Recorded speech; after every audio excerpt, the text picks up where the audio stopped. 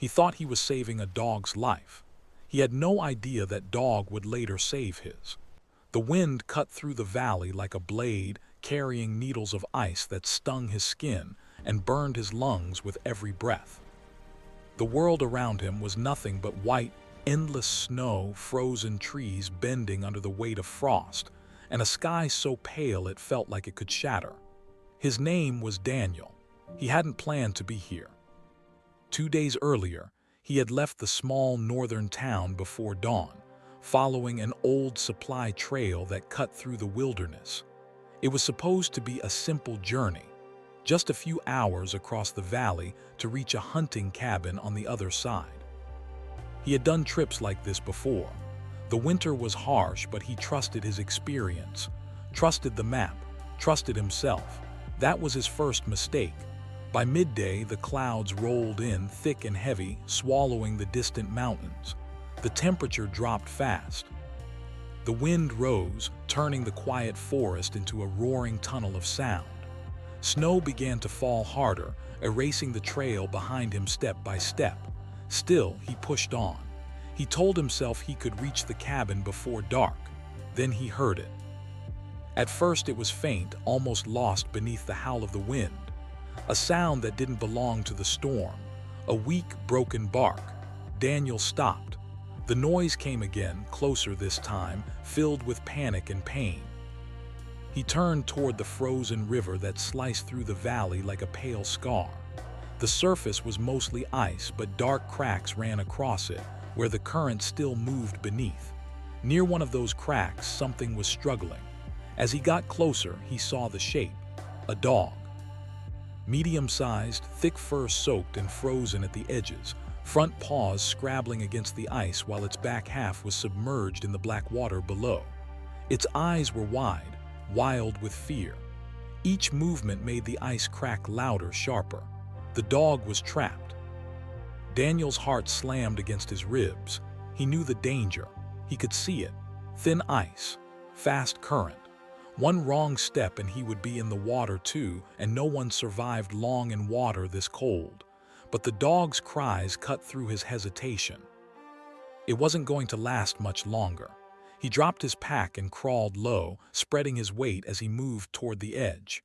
The wind ripped at his coat. Snow blew into his eyes. The dog snapped weakly at the air, trying to pull itself free, but every attempt only dragged it deeper. "Easy, easy," Daniel whispered, though the animal couldn't understand his words. The ice groaned under him. He reached out slowly, stretching his arm as far as he could, fingertips brushing the dog's fur. It was slick with ice. The dog yelped, panic surging, claws scraping wildly against the surface. "Hey, hey, I've got you," he said, his voice shaking. He grabbed a fistful of the dog's thick neck fur and pulled. The ice cracked. A sharp, terrifying sound. For a split second, Daniel thought he had misjudged everything. Then, with a desperate surge of strength, he dragged the dog forward. Its body slid up onto the ice, water pouring off its fur as it collapsed, coughing and shivering violently. Daniel rolled back just as the ice beneath where he'd been leaning splintered and sank. If he had been a second slower, he would have gone with it. He lay there for a moment, staring up at the gray sky, chest heaving, heart pounding so hard it hurt. Then he looked at the dog. It lay on its side, trembling, sides rising and falling fast. Its eyes were still wide, but now they were locked on him. Not wild anymore, just scared and alive. "Yeah," Daniel breathed. "You're okay, you're okay." He shrugged off his coat and draped it over the dog, trying to block the wind. The animal didn't resist. It just curled slightly, pressing into the warmth.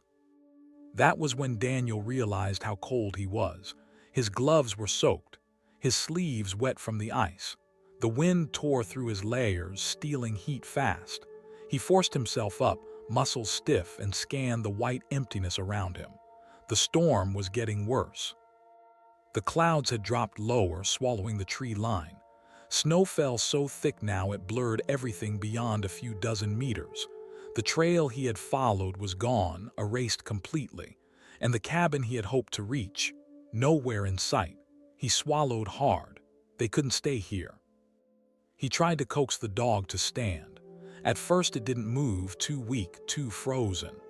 But after a moment it struggled up, legs shaking badly, water still dripping from its fur. One of its back legs didn't seem right, it barely put weight on it. "You're stubborn," Daniel muttered, forcing a weak smile. He picked up his pack, slung it over his shoulder, then hesitated. After a moment he pulled out a length of rope and looped it gently around the dog's chest, leaving it loose, not tight, just enough so he could guide and help if it stumbled. "Come on," he said softly. "We need shelter."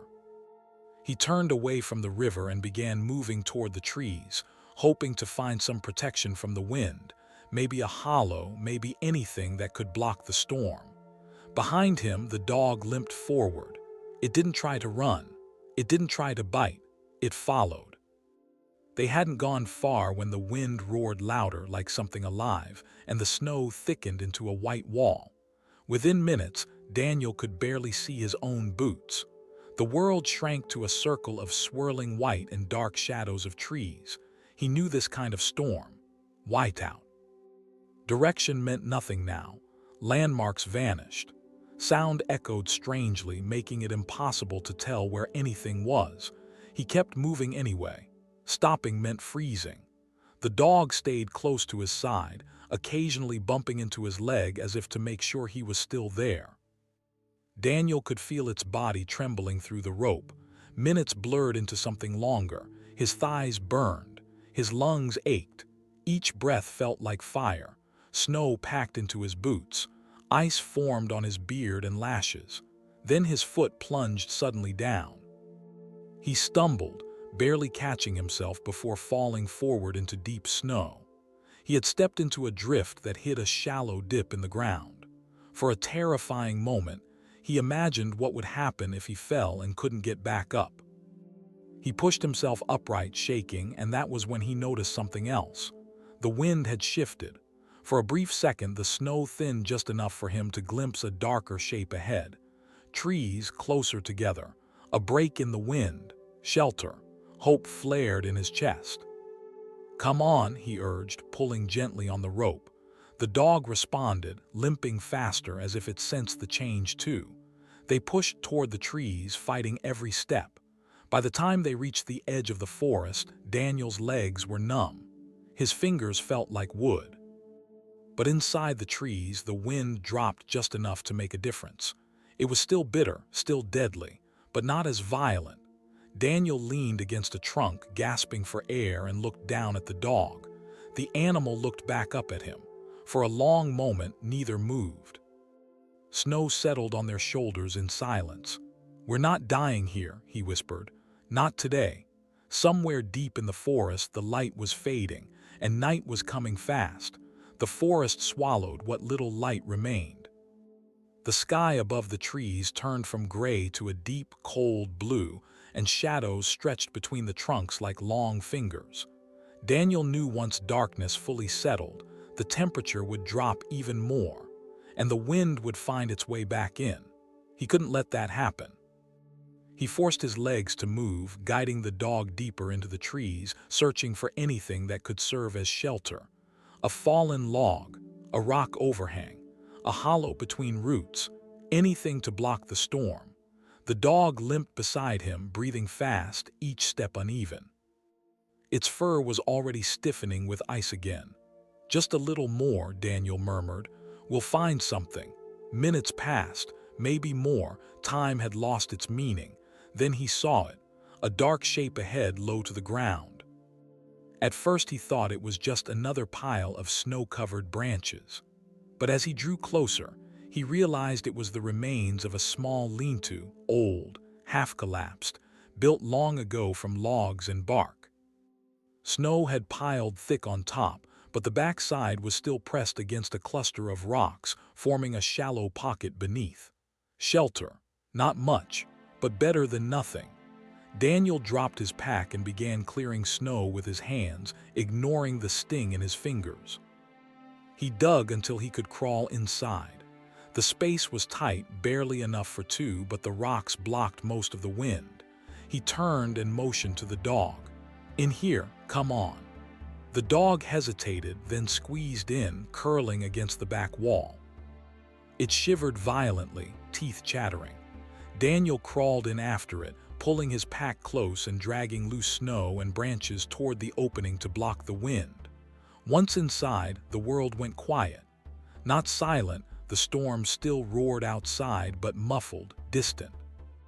Daniel sat back against the cold stone, chest rising and falling fast. His body ached everywhere. His hands were numb. His boots were soaked. He was in trouble. He pulled off his gloves and blew into his fingers, then checked the dog. Its eyes were half closed, body trembling so hard he could feel it through the air. Hypothermia, for both of them. He opened his pack with stiff hands and pulled out the small emergency kit. Inside was a lighter, a few dry tinder sticks, and one thin thermal blanket. Not much. But it might be enough. He scraped together bits of dry bark from inside the lean-to, snapped a few twigs from what remained of the structure, and built a tiny pile near the rock wall, as far from the entrance as possible. Then he flicked the lighter. Nothing. He flicked again. A weak spark. Third time, a small flame finally caught. Daniel held it close to the tinder, shielding it with his body. Slowly, painfully, the sticks began to burn. A small, fragile fire took shape, no bigger than his hand. Warmth. Real warmth. He let out a shaky breath he hadn't realized he was holding. He spread the thermal blanket behind them to reflect heat, then gently pulled the dog closer to the fire. The animal lifted its head weakly, eyes opening a little wider at the warmth, then let out a low, tired whine. "It's okay," Daniel said softly. "You're safe for now." He took off his wet outer coat and wrung it out as best he could, then wrapped it around the dog's back along with the blanket. The dog didn't resist. It leaned into him, pressing its side against his leg. Daniel froze for a moment at the contact. The dog trusted him. That realization hit harder than the cold. They sat like that, side by side, watching the tiny fire dance against the rocks. Outside, the storm howled, throwing snow against their shelter like handfuls of gravel. Daniel tried to calm his breathing, but his thoughts raced. He was lost. He had no signal on his phone. His food would last maybe 2 days if he rationed carefully. And this shelter, it wouldn't survive a full night if the storm worsened. He looked at the dog again. It had stopped shivering as violently now, though its breathing was still shallow. One of its back legs was swollen, fur matted with ice and blood where it had scraped against the river ice. "You've had a rough day too," he whispered. Carefully, he reached out and touched its head. The dog flinched at first, then slowly relaxed. Its ears lowered and it let out a soft breath, resting its head on its paws. Daniel swallowed. He hadn't planned on responsibility. He hadn't planned on saving anything today. Yet here they were. Hours seemed to pass, though he couldn't be sure. The fire shrank, then flared again as he fed it tiny pieces of wood. He dared not let it grow too big.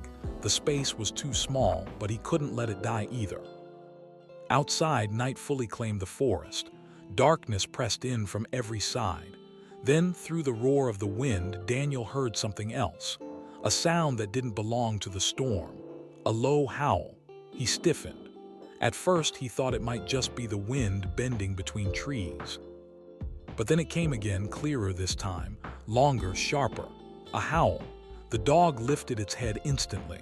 Its ears perked, eyes suddenly alert. It let out a low growl from deep in its chest. Daniel's stomach tightened. Wolves. He had heard stories. Packs roaming these forests in winter pushed closer to human paths by hunger. Rare to see, people said, but not impossible. And now he was here, in a half-collapsed shelter, with a tiny fire, and a wounded dog. The howl echoed again, closer. Then another answered it. From a different direction, Daniel's heart began to pound. He reached into his pack and pulled out his knife, gripping it tightly, though he knew how useless it would be against a pack. Still, it was something. The dog shifted closer to him, pressing its side against his leg again, growling softly, eyes fixed on the dark opening of the shelter. "Easy," Daniel whispered, though his voice shook. "Easy," snow crunched outside. A faint, rhythmic sound, footsteps. He held his breath. Through the curtain of blowing snow, he thought he saw movement, a shadow passing between the trees, then another. Shapes just beyond the firelight's reach. The wolves were circling, testing, waiting. The fire crackled weakly. Daniel grabbed another stick and fed it in, trying to keep the flame alive, praying it would be enough to keep them back. The dog let out a sharp bark, sudden and loud. The sound cut through the night. For a moment, everything went still. Then a pair of eyes appeared beyond the entrance, glowing faintly in the darkness. Watching. The eyes didn't blink. They hovered just beyond the firelight, two pale points in the storm, fixed on Daniel and the dog. His breath caught in his throat as another pair appeared to the left. Then another, 3, 4, maybe more, hidden by the swirling snow and darkness. The wolves stayed just out of reach, their bodies almost invisible, but their presence filled the forest like a pressure in the air. Daniel could hear them now, soft huffs of breath, the faint crunch of snow under careful paws. They were close, too close. He tightened his grip on the knife, though his hands shook. His mind raced through every story he had ever heard about wolves. Most ended with people scaring them off with fire. Some ended much worse. He leaned forward and pushed another piece of wood into the flame, making it flare brighter for a moment. Sparks jumped, lighting up the shelter walls. The dog growled low, steady, a warning sound that never left its throat. It placed itself slightly in front of Daniel, despite its injured leg, body tense, ready. That hit him harder than fear. It was protecting him. "Hey, it's okay," Daniel whispered, though he wasn't sure who he was trying to calm. Outside, one of the shadows moved closer. The shape became clearer. A large wolf, thick winter coat dusted white with snow, ears forward, head low. Its eyes reflected the fire like small flames of their own. It stopped just beyond the shelter's edge, stared. The dog barked again, sharper this time, lunging forward as far as the rope allowed, then stopping, leg trembling. Its bark echoed through the trees. For a long moment, nothing happened. Then slowly the wolf took a step back. Another shadow followed. The circle loosened. The howls faded into the distance, replaced once more by the endless roar of the storm. Daniel didn't move. He couldn't. He just sat there, heart hammering, ears straining for any sign they might return. Only when minutes passed without another sound did he finally exhale. He slumped back against the rock wall, chest aching. The dog turned and looked at him. Their eyes met, and in that moment something changed. Before, it had been a stranger he rescued. A wounded animal following out of fear or confusion. Now it felt like something else, a partner. Daniel reached out slowly and placed a hand on the dog's neck. It didn't pull away.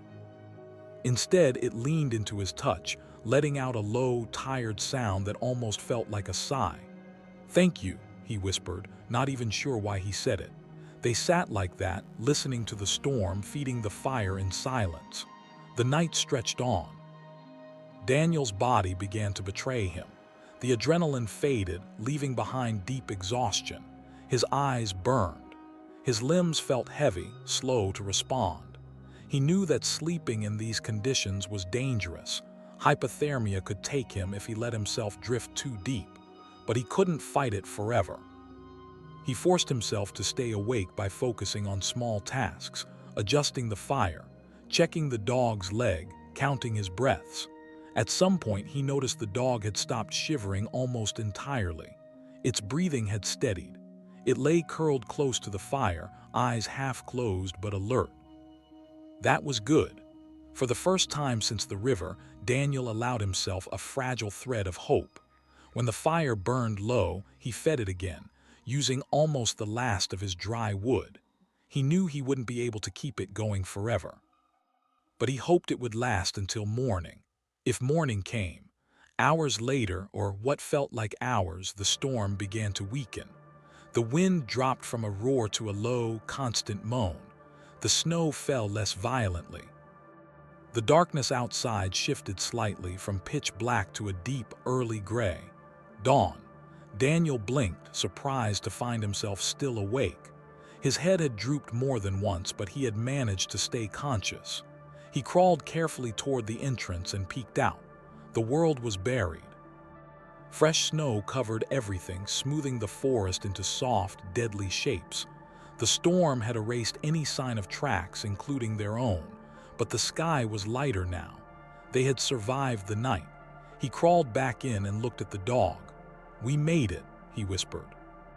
The dog lifted its head and wagged its tail weakly just once. Daniel felt a strange tightness in his chest. They couldn't stay here, though. Without firewood, without food, without a real shelter, another night would kill them. They had to move.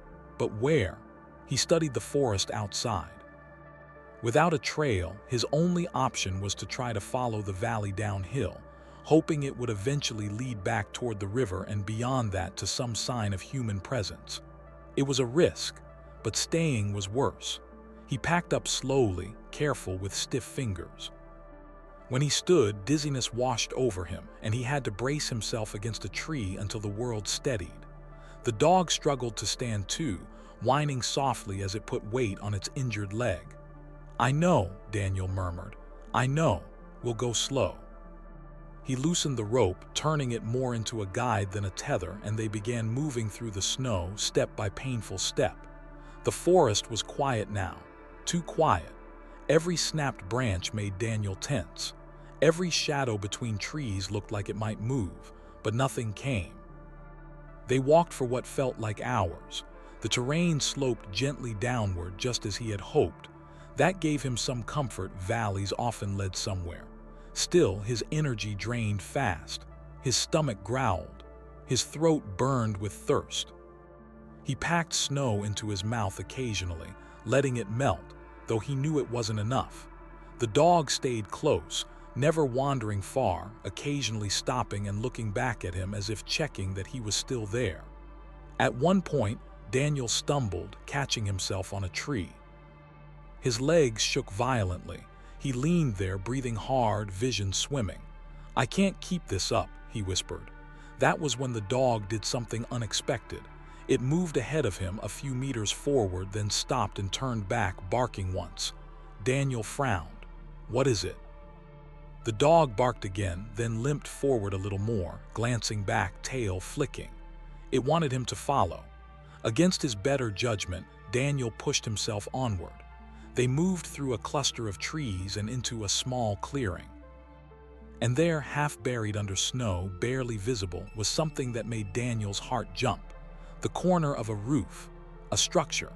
He hurried forward, heart racing, brushing snow away with his hands. It was a small shed or cabin, old, weathered, but real. A door jutted out from the snow, blocked halfway but still there. Shelter, real shelter. He turned to the dog in disbelief. "You found this." The dog wagged its tail again, a little stronger this time. Daniel felt a surge of emotion so sudden it almost knocked him off his feet. Good dog," he whispered. They weren't safe yet, but for the first time since the river, survival didn't feel impossible. The door was frozen shut. Daniel shoved it with his shoulder once. Nothing, again. It creaked but didn't move. Snow had packed tight around the frame, sealing it in place. He dropped his pack and began clawing snow away with numb hands, ignoring the pain. The dog stood nearby, watching, tail low but alert, occasionally sniffing at the wood as if it recognized the place. After several minutes, Daniel braced himself and rammed the door again. This time it gave. The door burst inward with a crack, and cold air rushed out as if the cabin itself exhaled after being buried too long. Daniel stumbled inside, nearly falling. The space was tiny. One room, a broken table, a rusted stove in the corner, shelves along one wall, mostly empty. But the roof was intact. The walls blocked the wind. To Daniel, it looked like a palace. He dragged the door shut behind him as best he could, piling snow against the bottom to seal the gaps. Then he turned to the dog. "Come on," he said. The dog limped in and immediately curled near the stove, as if drawn to the idea of warmth even though there was none yet. Daniel leaned against the wall, chest heaving, and let himself breathe for a moment. His legs shook so badly he had to sit down before they gave out. They had shelter, but shelter alone wouldn't save them. He forced himself back up and went to work. He checked the shelves first. Mostly empty, but in the far corner he found something that made his heart jump, a small tin of matches. Old, rusted, but still sealed. He shook it gently. It rattled. Hope flared again. He searched the stove next. Inside were ashes and a few half-burned pieces of wood. Whoever had used this place last had been here a long time ago, but the stove itself still looked usable. Daniel went back outside briefly, gathering broken branches and dry-looking wood from under the snow, piling them inside. The wind cut at him, but he ignored it, moving fast, knowing every second counted. When he came back in, he knelt by the stove, arranged the wood, and struck a match. The first one snapped uselessly. The second flared, weak but alive. He touched it to the tinder. For a terrifying second, nothing happened. Then smoke curled up, then flame. Daniel closed his eyes as warmth slowly began to spread from the stove, filling the tiny cabin with life. He let out a shaky laugh that turned into a cough. "We're not dead yet," he whispered. He wrapped the dog in his coat again and moved it closer to the stove. The dog's breathing eased almost immediately, its eyes softening as it curled tighter, soaking in the heat. Daniel sat beside it, back against the wall, letting the warmth creep into his frozen bones. Pain flared as feeling returned to his fingers and toes, sharp and intense, but he welcomed it. Pain meant they weren't gone. Minutes passed, then longer. The stove crackled steadily now, and the cabin filled with a faint smell of smoke and old wood. Daniel finally allowed himself to relax just a little, but survival never lets you rest for long. He opened his pack and took stock. 2 energy bars, a small bag of dried meat, half a bottle of water. That was it. Maybe enough for one day. 2 if he stretched it, and the dog, he had nothing for it at all. Daniel looked down at the animal, sleeping lightly now, chest rising and falling. "How did you even get out here?" he murmured. He gently examined the injured leg. The swelling was worse, the fur matted with blood and ice. It looked like a deep scrape, maybe a strain, maybe something more. He had no real medical supplies, but he cleaned it as best he could with melted snow and wrapped it loosely with a strip torn from his shirt. The dog whined softly but didn't pull away. "I know, I'm sorry," Daniel said. Outside, the wind had eased, but the cold was still brutal. Light filtered faintly through the tiny window, showing endless white beyond. They were safe for the moment, but not rescued. Daniel leaned back, exhaustion finally overtaking him. His eyes closed before he could stop them. He didn't know how long he slept. He woke to a sound, a low, urgent bark. He snapped awake, heart jumping, and looked around. The stove still glowed faintly. The cabin was dim, but light showed it was still daytime. The dog was standing now, tail stiff, ears forward, staring at the door. "What is it?" Daniel whispered. The dog barked again, louder, then limped toward the door and back as if trying to pull him with its eyes.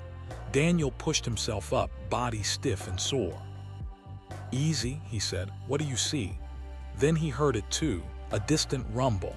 At first he thought it was just the wind shifting again, but it grew louder, deeper. The sound rolled through the ground beneath them. Daniel's blood ran cold, an avalanche. High up somewhere in the mountains beyond the forest, snow had given way, and now it was coming down. He rushed to the small window and peered out. In the distance, beyond the trees, he saw it, a massive cloud of white pouring down the slope, swallowing everything in its path, moving fast, too fast. And the path it was on led straight toward the valley, toward them. Daniel's mind screamed. They had minutes, maybe less. He grabbed his pack and turned to the dog. "We have to go, now."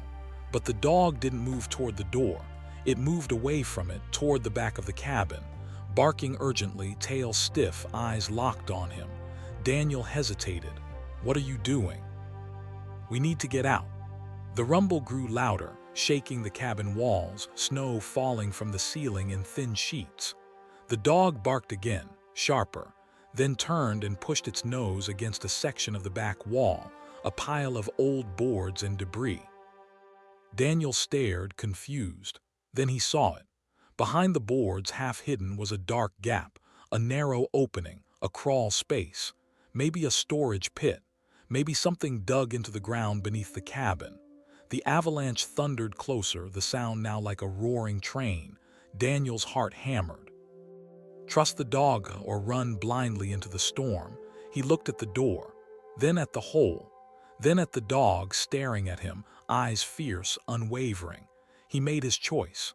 Daniel dropped to his knees and ripped the loose boards away with bare hands.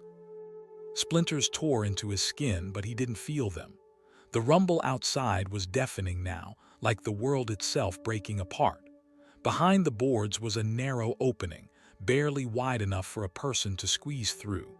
Cold air poured out from it, carrying the smell of earth. The dog barked once and pushed its head inside, then looked back at him. "Go, go," Daniel said, though his voice shook.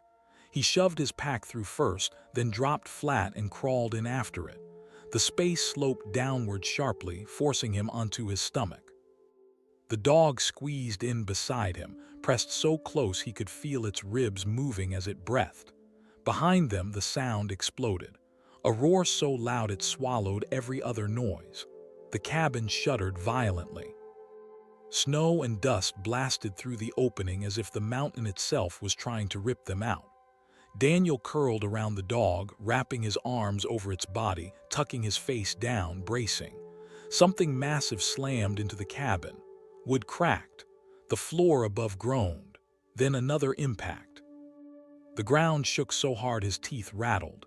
He squeezed his eyes shut and waited for it to end. Seconds stretched into something that felt like forever. Then slowly, the roar faded into a distant rumble. Silence followed, heavy, unreal. Daniel didn't move.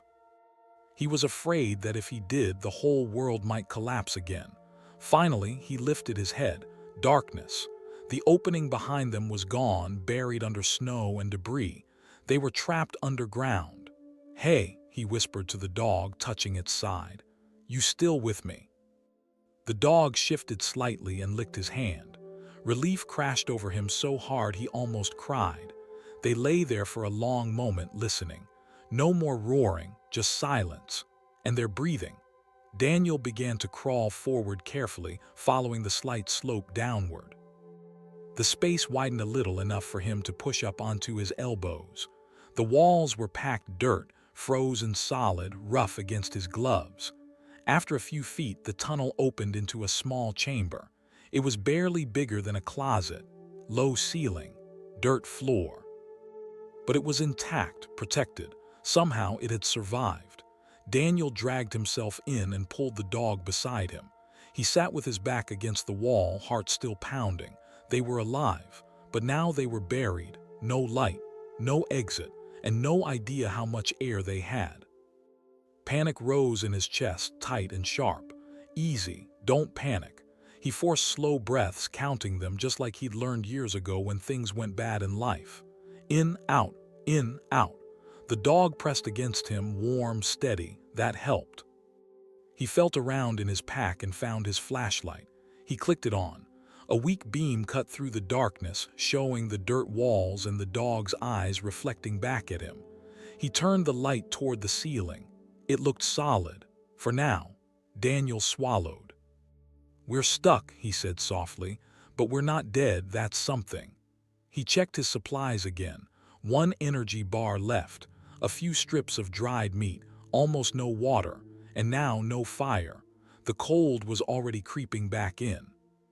He pulled the dog close and wrapped what was left of his coat around both of them, trying to trap heat. Minutes passed, maybe an hour. Time was impossible to judge in the dark. The cold deepened, biting through his clothes into his bones. His breath fogged in front of his face. The dog whimpered softly, shifting as if trying to find a better position for its injured leg. Daniel rubbed its side slowly, keeping it close. "I know," he whispered. "We just have to hold on." He didn't know who he was saying it for, the dog or himself. At some point he heard something, a faint sound, not the wind, not the shifting snow, a dull thump. Then another, far above them. Daniel froze, holding his breath. "Did you hear that?" he murmured. The dog lifted its head, ears twitching. There it was again, a distant echo like something striking snow, a shovel. Hope sparked so suddenly it hurt. He grabbed the flashlight and flicked it on and off, aiming it toward the ceiling, even though he knew no one could see it through all that snow. "Hey!" he shouted, voice cracking. "Down here, we're down here." The sound above paused, then came back. Stronger this time, more deliberate. Daniel's heart pounded. "They hear us," he said, barely daring to believe it. He banged on the dirt ceiling with his fists, ignoring the pain. The dog barked sharply, adding its voice to his. Minutes passed like hours, then a new sound, closer, scraping. Snow shifting, light. A thin line of pale light cut through the darkness as something above broke through. Daniel shielded his eyes as more light poured in, blinding after so long in the dark. A voice shouted from above, "Anyone down there?" Daniel laughed and cried at the same time. "Yes, yes, we're here." More digging, more light. Then a face appeared above, covered in snow and ice, eyes wide with shock. "We found them," the voice yelled. Hands reached down, strong hands. They pulled Daniel up first. He nearly collapsed when he reached the surface, legs trembling, lungs burning as he sucked in cold, fresh air. The world above was chaos. Snow everywhere, broken trees. What was left of the cabin crushed and buried under tons of white.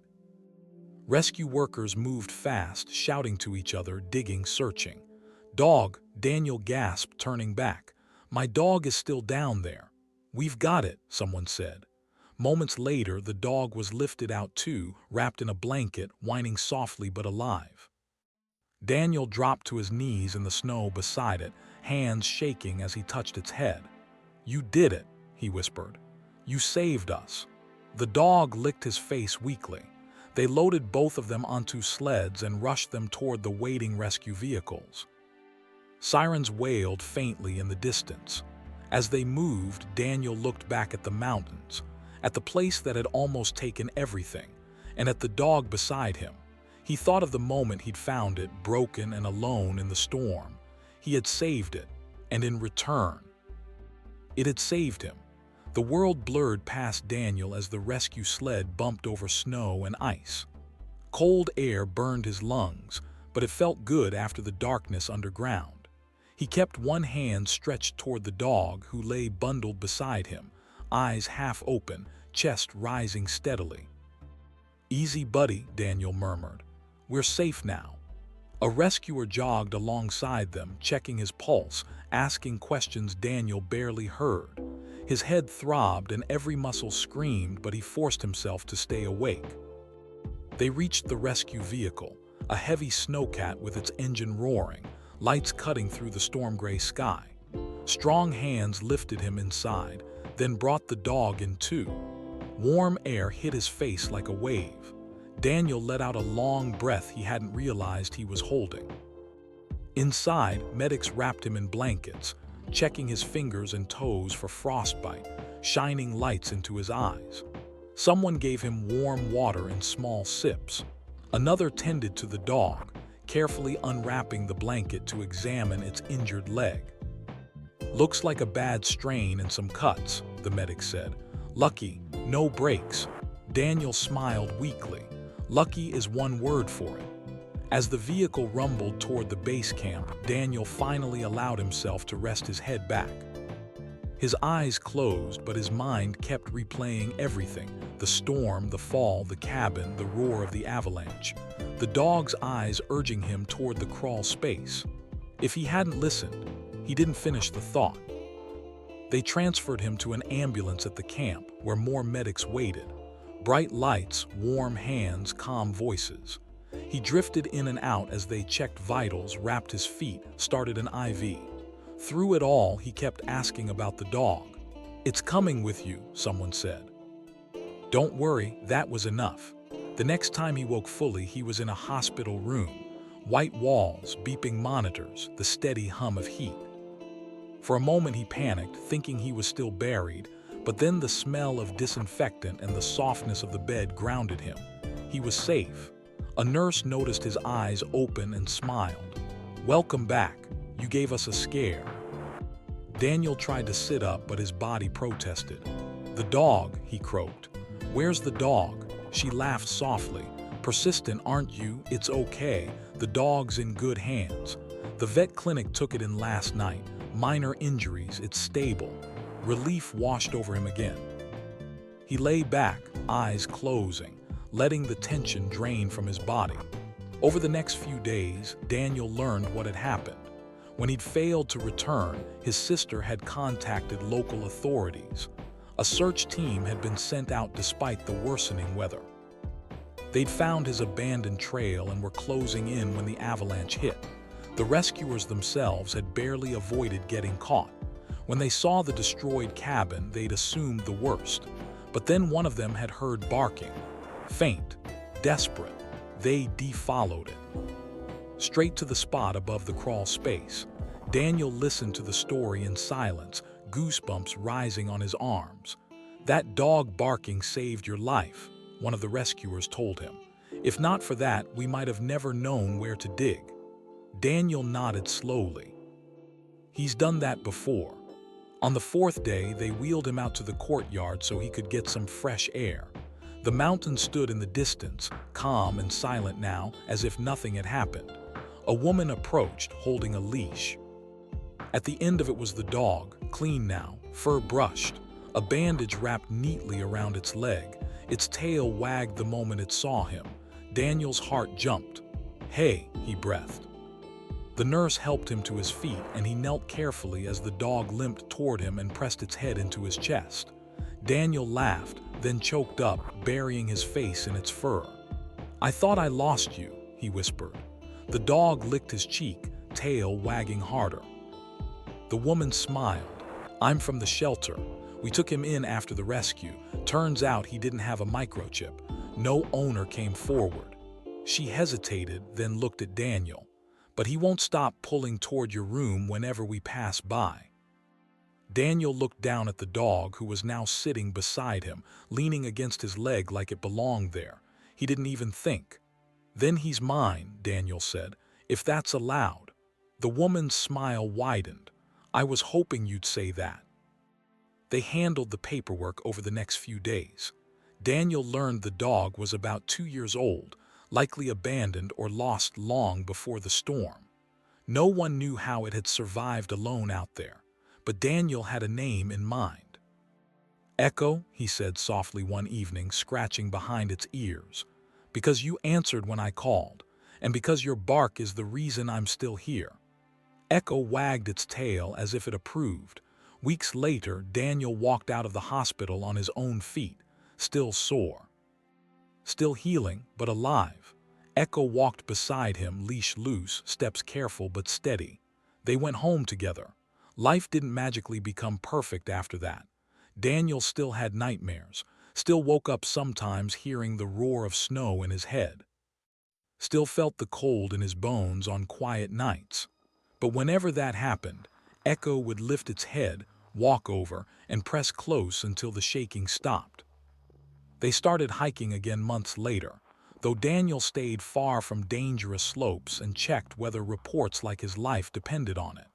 Because it did. On one of those calm hikes, standing on a ridge with the sun setting and the world painted in gold, Daniel looked down at Echo. "You know," he said, "I thought I saved you that day." Echo tilted its head. Daniel smiled. "Turns out you saved me first." Echo barked once, sharp and happy, and ran ahead, waiting for him to follow. And Daniel did, every time.